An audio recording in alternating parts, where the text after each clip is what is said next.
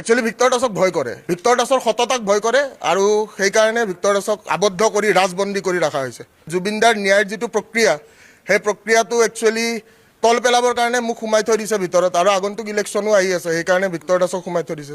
কম মানে কি, অসমৰ ৰাইজে এতিয়া নিৰ্ণয় কৰা সময় যে ভিক্টৰ দাস দেশদ্ৰোহী নে দেশপ্ৰেমী, প্ৰথম কথা এইটো। দ্বিতীয়তে এইটোৱে ক'ম যে ৰাইজৰ হকে কাম কৰি গৈছোঁ, ৰাইজৰ হকে কাম কৰি যাম। এটা ডাঙৰ বৃহৎ ষড়যন্ত্ৰ সকলোৱে বুজি পাব লাগে যে কি ভিক্টৰ দাসক সোমাই বাকী জেনজিক ভয় খুৱাব বিচাৰিছে যে তহঁতে এনেকুৱা কৰিলে ভিক্টৰ দাসৰ দৰে সোমাই থৈ দিম। আৰু মোৰ এটা বিশ্বাস যে যুৱ প্ৰজন্মই এইটো বুজি পায় যে জুবিনদাৰ ন্যায়ৰ যিটো প্ৰক্ৰিয়া, সেই প্ৰক্ৰিয়াটো একচুৱেলি তল পেলাবৰ কাৰণে মোক সোমাই থৈ দিছে ভিতৰত, আৰু আগন্তুক ইলেকশ্যনো আহি আছে, সেইকাৰণে ভিক্টৰ দাসক সোমাই থৈ দিছে। তো সকলোৱে বুজিয়ে পায় যে কি একচুৱেলি ভিক্টৰ দাসক ভয় কৰে। ভিক্টৰ দাসৰ সততাক ভয় কৰে আৰু সেইকাৰণে ভিক্টৰ দাসক আবদ্ধ কৰি ৰাজবন্দী কৰি ৰখা হৈছে। সেই প্ৰতিবাদটো স্তব্ধ হোৱা বুলি সকলোৱে দেখিছে, কাৰণ মাত মাতা মানুহ নাই, আৰু মাত মাতা মানুহ যোনে মাত মাতিছে তাকে সোমাই থৈ দিছে, সেইখিনি সকলোৱে দেখা পাইছে।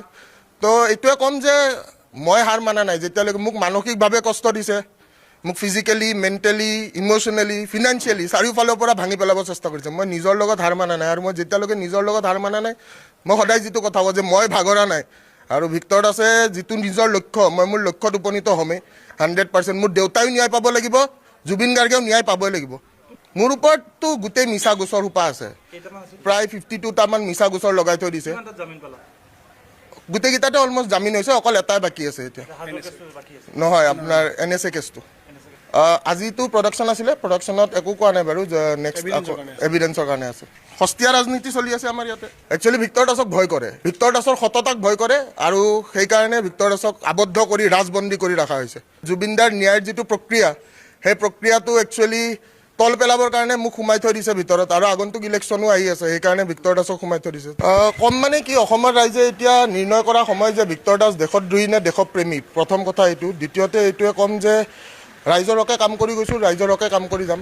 এটা ডাঙৰ বৃহৎ ষড়যন্ত্ৰ সকলোৱে বুজি পাব লাগে যে কি ভিক্টৰ দাসক সোমাই বাকী জেনজিক ভয় খুৱাব বিচাৰিছে যে তহঁতে এনেকুৱা কৰিলে ভিক্টৰ দাসৰ দৰে সোমাই থৈ দিম। আৰু মোৰ এটা বিশ্বাস যে যুৱ প্ৰজন্মই এইটো বুজি পায় যে জুবিনদাৰ ন্যায়ৰ যিটো প্ৰক্ৰিয়া, সেই প্ৰক্ৰিয়াটো একচুৱেলি তল পেলাবৰ কাৰণে মোক সোমাই থৈ দিছে ভিতৰত, আৰু আগন্তুক ইলেকশ্যনো আহি আছে, সেইকাৰণে ভিক্টৰ দাসক সোমাই থৈ দিছে। তো সকলোৱে বুজিয়ে পায় যে কি একচুৱেলি ভিক্টৰ দাসক ভয় কৰে, ভিক্টৰ দাসৰ সততাক ভয় কৰে, আৰু সেইকাৰণে ভিক্টৰ দাসক আবদ্ধ কৰি ৰাজবন্দী কৰি ৰখা হৈছে। সেই প্ৰতিবাদটো স্তব্ধ হোৱা বুলি সকলোৱে দেখিছে, কাৰণ মাত মাতা মানুহ নাই, আৰু মাত মাতা মানুহ যোনে মাত মাতিছে তাকে সোমাই থৈ দিছে, সেইখিনি সকলোৱে দেখা পাইছে।